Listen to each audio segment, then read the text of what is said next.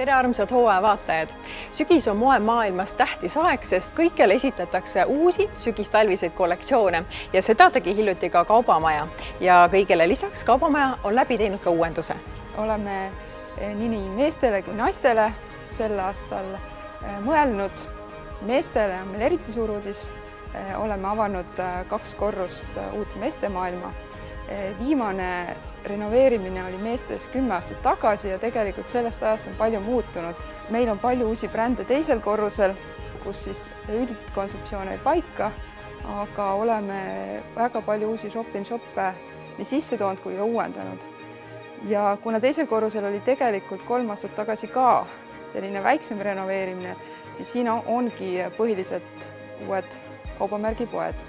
Nüüd 3. korrusel oleme me rohkem ette võtnud ja seal oleme eriti rõhku pannud siis meeste kingadele, särkidele. Samuti oleme ülikondade ja ülerõivaste piirkonna täielikult ümber teinud. Ja üks tore uudis veel, et oleme avanud ka välisaknaid Kaubamajas, nii teisel kui 3. korrusel. Tihti on probleem meestel tumedate rõivastega, et täpselt ei näe nende värvi, aga nüüd on võimalus seda päris loomuliku valguse käes ka testida. Milliseid uuendusi on brändides? Brändidest oleme maale toonud Sandy, mis on nii meeste kui naiste maailmas tegelikult. Siis on meestes Strelson, Pierre Cardin, Ted Baker juba eelmisest hooajast, Boss Orange, G-Star. Väga palju uuendusi on nii ka olemasolevate brändide kui siis uute näol. Ja 3. korrusele tõime siis täiesti uuena Bugatti, millel on ka oma pood. Uuendusi on selle hooajal Kaubamajas veelgi, et oleme avanud uue naiste kingamaailma, kus siis jällegi on palju uusi brände ja palju uusi kooslusi, mis on tinginud keskkonnamuudatuse. Seal on 3 tsooni, kus siis iga naine peaks endale sobiva kõigepealt ala leidma ja siis sealt edasi oma lemmikkingad leidma. On eksklusiiviala, siis on trendiala ja klassikaala, neid me ise nimetame nii. Kaubamaja moesügis on sel korral väga värviküllane ja võiks öelda, et moodne olla on eriti lihtne. Tuleb valida välja ainult oma üks lemmikvärvitoon ja kanda seda pealaasti alatallani.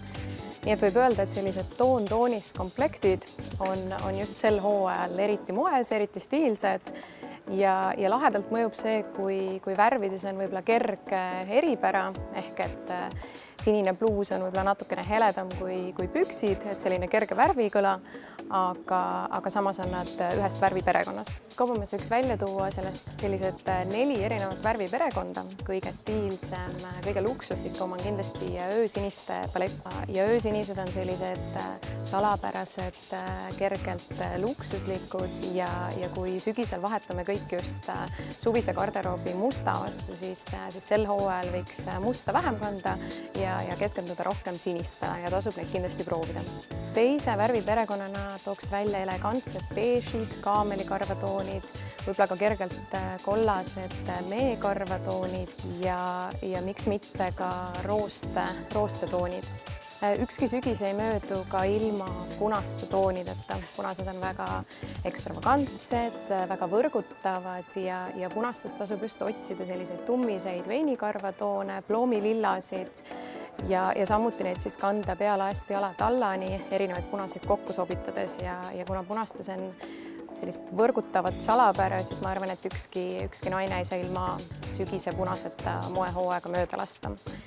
Viimase värviperekonnana võiks esile tõsta kuldse kumaga oliivikarva rohelisi või siis jõulisi militaarrohelisi.